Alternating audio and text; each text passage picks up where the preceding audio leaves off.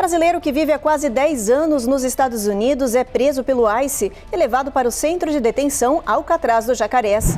A ICE faz operação surpresa em Nova York para prender vendedores ambulantes ilegais, a maioria imigrantes. Brasil é alvo de campanha turística dos Estados Unidos para reverter queda no número de visitantes internacionais. Rio de Janeiro aparece como um dos 25 melhores destinos do mundo para se viajar no ano que vem pela National Geographic. E 11 clubes brasileiros se destacam por terem as melhores categorias de base do mundo no ranking internacional de esporte da Suíça.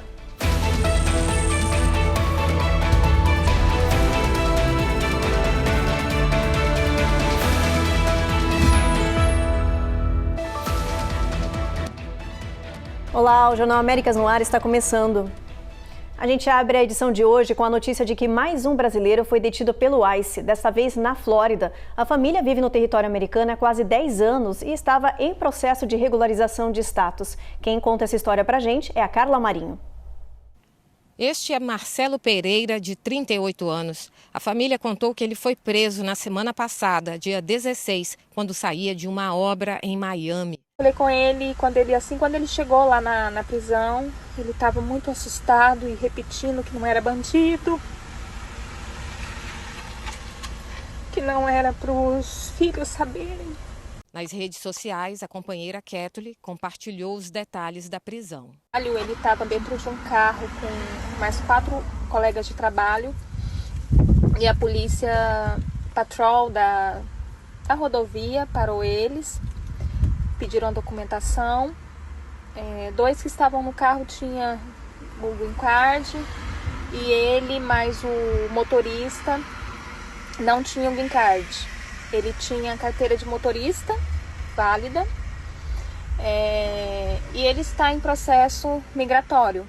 Desesperada, a brasileira disse que a patrulha rodoviária não aceitou os argumentos de que ele estava em processo de green card e nem a carteira de motorista de Marcelo. Ele conta no relato que o policial só pediu o green card, não quis conversar com ele.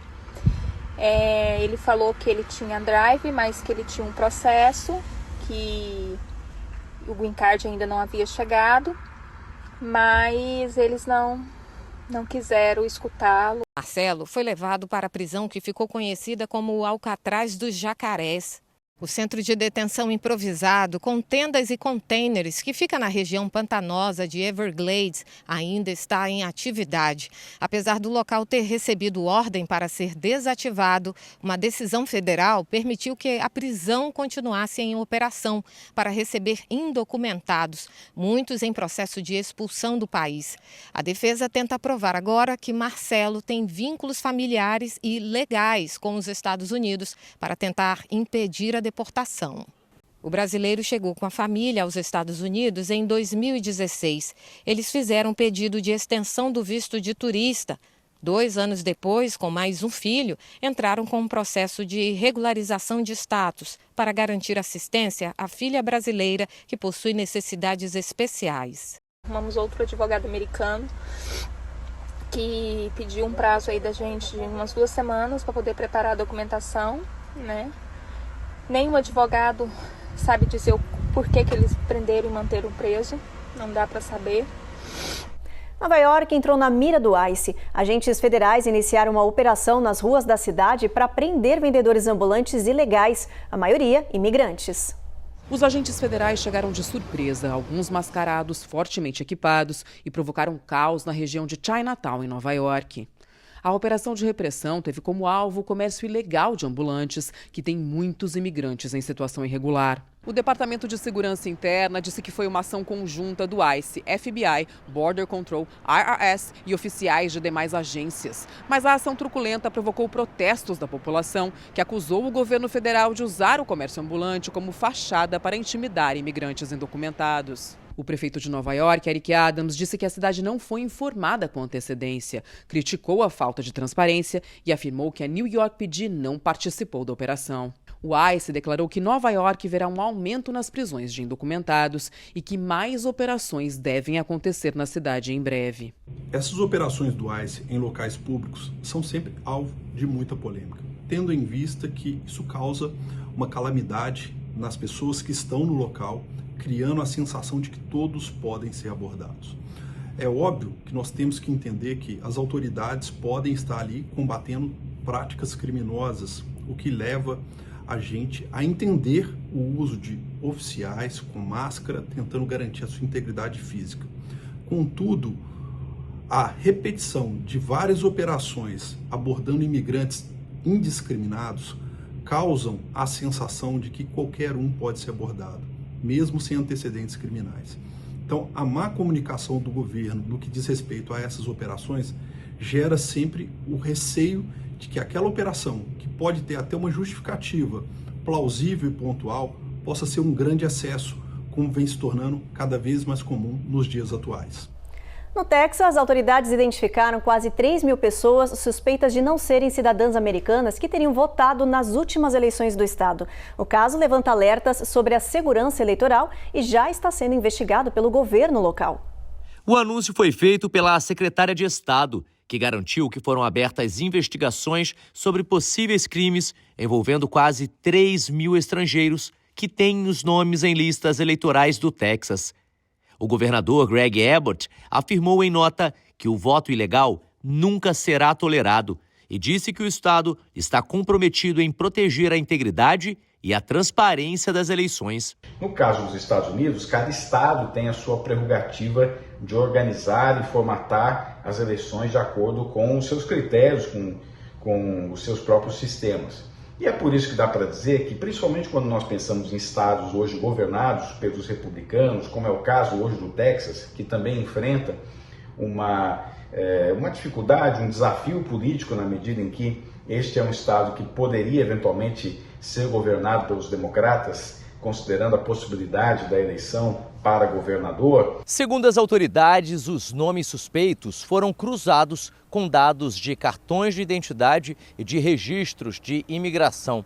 O processo faz parte de uma ampliação das auditorias eleitorais iniciadas depois das eleições de 2024, como parte do plano do governo estadual para reforçar a segurança do voto. O que se imagina também é que, pela imposição de uma nova política migratória por parte da Casa Branca, que desagrada boa parte desse grupo social, o que tem como preocupação neste momento é que estes cidadãos não americanos, que não possuem a cidadania americana, possam votar na oposição política, nos democratas. E é por isso que os governos republicanos têm essa preocupação para garantir que apenas cidadãos americanos possam votar, como também uma medida não só de controle, mas também uma perspectiva política do que representa hoje esse embate entre democratas e republicanos. O Texas é um dos estados com legislação mais rígida contra o voto ilegal em todo o país. Outros estados, como a Flórida e o Arizona, por exemplo, também discutem medidas semelhantes para evitar casos de eleitores não cidadãos. Toda a discussão sobre critérios, sobre votantes, a respeito daqueles que votam, isso tem o poder de se espalhar não somente dentro do Texas, mas também para outros estados em que existe um embate eleitoral mais claro com relação a democratas e republicanos. Até porque aqueles que estão no poder, seja de qualquer partido, terão o interesse de manter o poder. E quando você olha, por exemplo, para outros estados, como por exemplo a Califórnia, que é tradicionalmente mais democrata, ou mesmo a Flórida, você tem uma consolidação de quem será eleito ali governador, quem será o líder daquele estado. E é por isso que não dá para esperar que haja novidades do ponto de vista de controle ou, por exemplo, de uma nova roupagem. Se confirmadas as suspeitas, os casos poderão resultar em multas e prisões por fraude eleitoral. No próximo bloco, a paralisação do governo, o shutdown, já é a segunda maior da história dos Estados Unidos. E ainda, presidente Trump processa o próprio governo e pede indenização de 230 milhões de dólares. Já já a gente se explica por quê.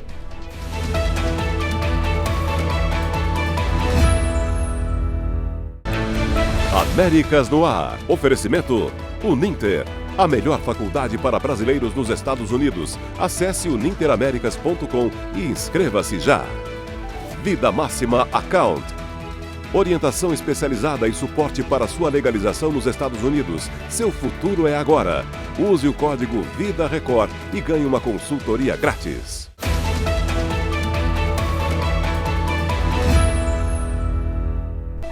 O shutdown completou 22 dias e com isso atingiu um marco histórico que não é positivo, o segundo mais longo da história. Especialistas dizem que a paralisação pode superar o recorde de 35 dias que foi alcançado no primeiro mandato de Trump. Com 3 semanas de duração, o shutdown federal está empatado com o segundo mais longo da história do país. O Congresso segue dividido. Democratas querem incluir o Medicaid e subsídios do Obamacare no orçamento.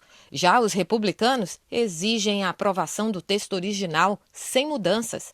O impasse lembra o shutdown de 1995, quando o Congresso tentou cortar o Medicare e enfrentou resistência do presidente Bill Clinton. O recordista continua sendo o shutdown de 2018, durante o governo Trump, que durou 35 dias, após o conflito sobre o financiamento do muro na fronteira. Enquanto isso, vários setores já sentem a paralisação. Os mais preocupantes são os controladores de tráfego aéreo, que estão trabalhando sem salário, e os sindicatos alertam para o risco de erros por exaustão. Especialistas dizem que a paralisação também já afeta serviços essenciais e pode ter impacto direto na economia. O presidente Donald Trump quer uma indenização do próprio governo no valor de 230 milhões de dólares. O motivo seria uma compensação pelas investigações federais que foram realizadas contra ele na administração anterior. Trump alega que foi prejudicado por essa investigação. O presidente dos Estados Unidos entrou com um processo contra o Departamento de Justiça do próprio governo, exigindo uma indenização de 230 milhões de dólares. I guess they probably owe me a lot of money for that. Probably, yeah, that's true, that's right. Segundo Trump, a investigação do FBI sobre o manuseio de documentos sigilosos foi ilegal e motivada por razões políticas. O caso ganhou repercussão em 2022, quando agentes fizeram uma busca na mansão dele na Flórida e a investigação sobre possíveis vínculos entre a sua campanha eleitoral de 2016 e a Rússia.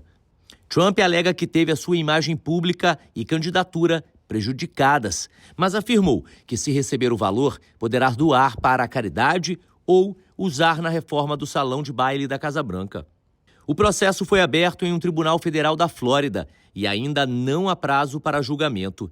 O Departamento de Justiça não comentou o caso. Os democratas criticaram a ação, alegando que ela é ilegal e que o presidente não pode processar o governo enquanto ainda estiver no cargo, porque isso pode influenciar o resultado. Na capital, o presidente Donald Trump se reuniu hoje com o secretário-geral da OTAN, a Aliança Militar do Ocidente. O encontro aconteceu há poucos dias depois da visita do presidente da Ucrânia à Casa Branca. E na pauta de hoje estava o conflito no leste europeu e o papel dos países membros da OTAN. Matias Brotero tem os detalhes. A guerra na Ucrânia foi o tema do quarto encontro entre o presidente Donald Trump e o secretário-geral da OTAN, Mark Rutte, aqui na Casa Branca. O secretário defende uma proposta de cessar-fogo imediata que inclui garantias de segurança para a Ucrânia e o início das negociações a partir da situação atual do campo de batalha, segundo a imprensa americana. A tentativa da Ucrânia de aderir à OTAN foi um dos fatores que contribuíram para a invasão russa. Trump anunciou na terça-feira que os Estados Unidos voltaram atrás na ideia de uma nova reunião que ele teria com Vladimir Putin. A Casa Branca entendeu que a conversa não levaria a um cessar-fogo imediato. A reunião entre Trump e Rutte, nesta quarta-feira, ocorre após uma noite de intensos bombardeios de Moscou contra a Ucrânia. De Washington, D.C., Matias Brotero para o Américas no Ar. A seguir, Estados Unidos querem atrair turistas e lançam campanha com alvo em 8 países, entre eles o Brasil. E o Rio de Janeiro foi apontado pelo ranking anual de turismo da National Geographic como um dos 25 melhores destinos do mundo para se viajar no ano que vem.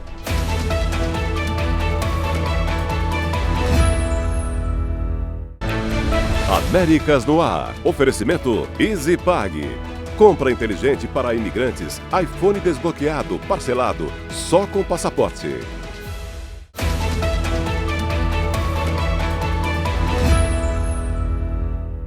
Os Estados Unidos lançaram uma campanha para atrair turistas e reverter a queda no número de visitantes aqui no país. E entre os alvos principais estão os brasileiros.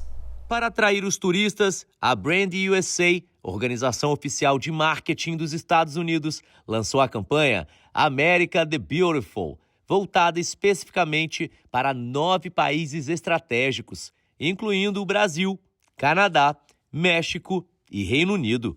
A ideia é mostrar que os Estados Unidos continuam sendo um destino seguro, acolhedor e cheio de experiências únicas, desde parques naturais e cidades vibrantes até cultura, gastronomia e compras.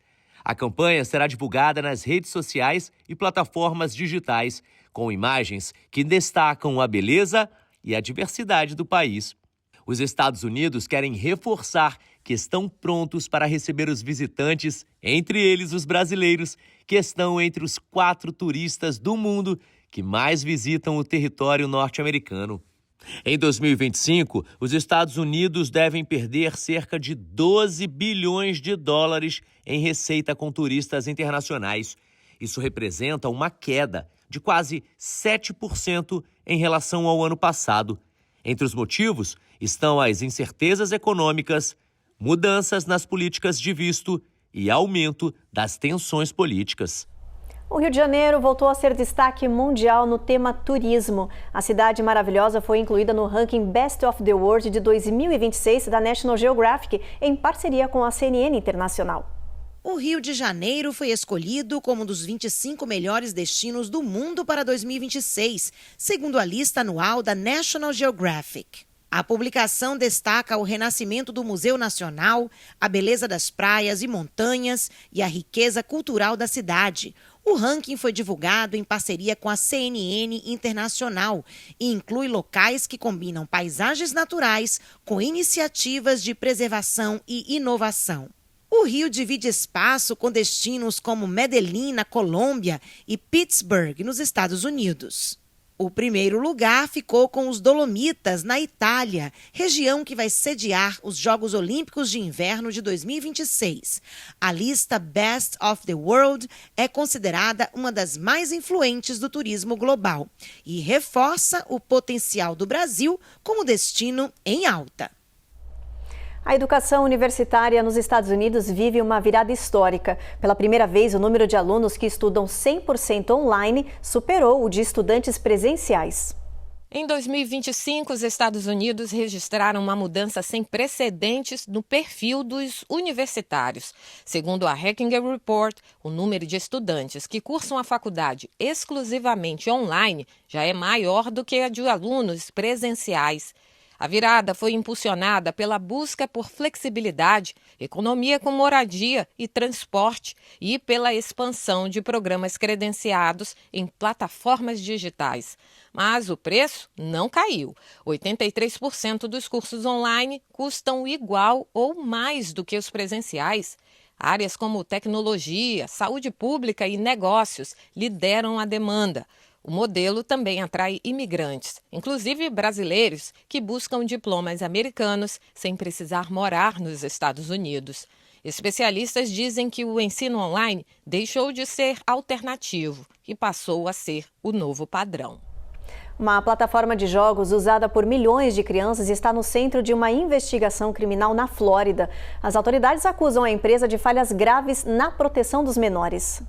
O Roblox, um dos jogos online mais populares entre crianças e adolescentes, está na mira da Justiça da Flórida.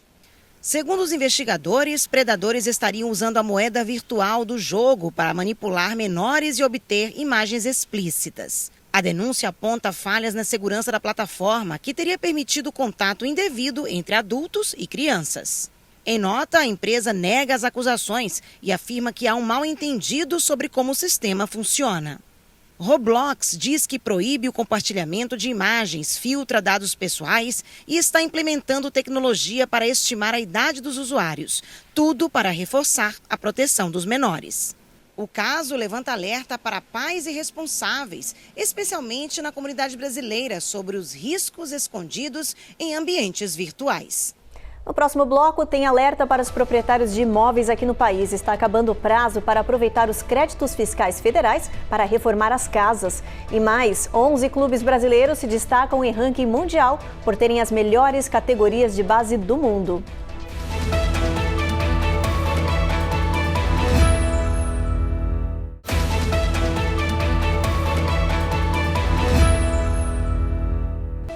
Atenção, proprietários de imóveis aqui no país. Está acabando o tempo para aproveitar os créditos fiscais federais destinados a reformas que tornam as casas mais eficientes e sustentáveis. É que os incentivos para ajudar as famílias a economizarem energia elétrica e dinheiro vai expirar antes do previsto. Programas como o de melhoria residencial com eficiência energética foram criados para incentivar a troca de aparelhos de ar-condicionado, instalar painéis solares ou modernizar as janelas. Pequenas reformas que prometem ajudar os americanos a economizar centenas ou até milhares de dólares com as contas de casa. Mas esses créditos fiscais estão com os dias contados, encerram 31 de dezembro de 2025.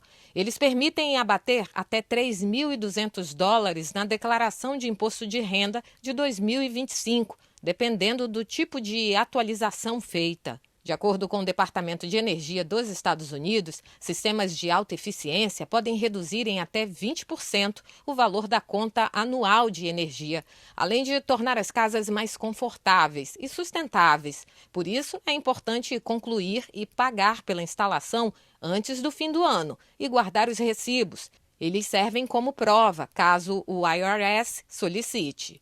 Para garantir o benefício, o contribuinte deve preencher o formulário 5695 ao declarar o imposto de renda.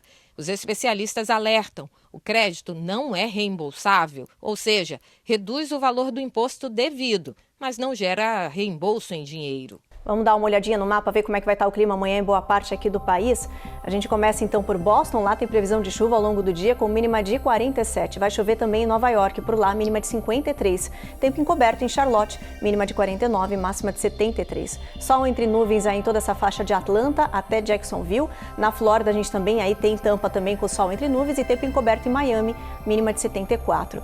Brownsville, gente, sol entre nuvens com pancadas de chuva ao longo do dia. Tempo encoberto em San Antônio, mesmo cenário aí em El Paso, com mínima de 51, máxima de 85 graus. Phoenix, o sol nem dá as caras por lá, mas olha, vai fazer calor, gente, máxima de 92 graus. Los Angeles, tempo encoberto também, com mínima de 57, e São Francisco tem previsão de chuva ao longo do dia, com um pouquinho do sol dando as caras por lá, mínima de 55, máxima de 63. E olha, a tecnologia de reconhecimento facial em estádios chegou agora no Brasil e tem feito sucesso. É um sistema que tem eficiência comprovada em jogos de futebol, mas aqui nos Estados Unidos essa tecnologia existe há décadas e vai ser ampliada agora para a Copa do Mundo no ano que vem. O reconhecimento facial virou lei este ano no Brasil. Desde junho, estádios com capacidade acima de 20 mil pessoas são obrigados a usar a tecnologia na entrada dos torcedores. A startup responsável por 70% das operações já atua com clubes como Flamengo, Corinthians e Palmeiras e deve ampliar a cobertura até o final do ano. O sistema é simples. O torcedor faz o registro do rosto pela internet e consegue entrar sem precisar mostrar ingresso físico, em um processo que leva menos de 10 segundos. Além de agilizar o acesso, o sistema tem ajudado na identificação de suspeitos de violência, com prisões feitas em tempo real durante as partidas. Aqui nos Estados Unidos, o reconhecimento facial já é usado há mais de uma década em eventos esportivos. O primeiro teste foi o Super Bowl, em 2001, em Tampa. Hoje está presente em estádios como o Hard Rock, em Miami, o Mercedes-Benz, em Atlanta e o Citi Field, em Nova York. A própria NFL passou a usar o sistema nos bastidores, monitorando a entrada de funcionários e jornalistas em áreas restritas. E com a Copa do Mundo de 2026 se aproximando, os Estados Unidos querem intensificar o uso de tecnologias para garantir a segurança nos estádios. O reconhecimento facial nos estádios Unidos do Brasil foi providencial para elevar o nível de segurança. Já nos Estados Unidos, até por um efeito de Copa do Mundo, eu vejo com uma certa diferença. Não há cultura de se promover grandes confusões em estádios nos Estados Unidos, embora já haja reconhecimento facial em muitos estádios aqui na América. Mas a ferramenta também gera preocupação, especialmente entre imigrantes, que temem o uso dos dados fora do ambiente esportivo. Para a Copa do Mundo, isso pode afugentar, por exemplo, o imigrante que está ilegal aqui nos Estados Unidos, mas que não é um criminoso e frequenta uma área esportiva por lazer. Especialistas em privacidade alertam que o uso do reconhecimento facial em locais públicos precisa de regulamentação nos Estados Unidos e que falhas no sistema podem levar a identificações equivocadas. É certo que cada vez mais encontraremos esse tipo de tecnologia em todas as ruas, seremos monitorados cada vez mais, por isso que uma legislação adequada e que preze pelos direitos, pela proteção da imagem de todos nós, é extremamente importante antes mesmo de utilizar a tecnologia de uma forma integral em todos os espaços. E o futebol brasileiro voltou a brilhar na formação de novos talentos. O nosso país apareceu no ranking anual dos clubes com as melhores categorias de base do mundo. 11 times são citados entre os 100 melhores. A lista foi divulgada pelo Centro Internacional de Estudos do Esporte da Suíça, reconhecido por suas análises globais sobre desempenho e formação de atletas. O estudo avalia clubes que mais revelam jogadores em atividade nas principais ligas do planeta. O São Paulo é o grupo brasileiro mais bem colocado, em 12º lugar, seguido por Corinthians, na 14ª posição, e na sequência, Flamengo e Palmeiras, todos entre os 20 primeiros. O ranking é liderado pelo Benfica de Portugal, que mantém o primeiro lugar pelo 2º ano consecutivo, seguido de Barcelona e River Plate. O Jornal Américas no Ar termina agora. A gente agradece a sua companhia e te espera na próxima edição. Até lá!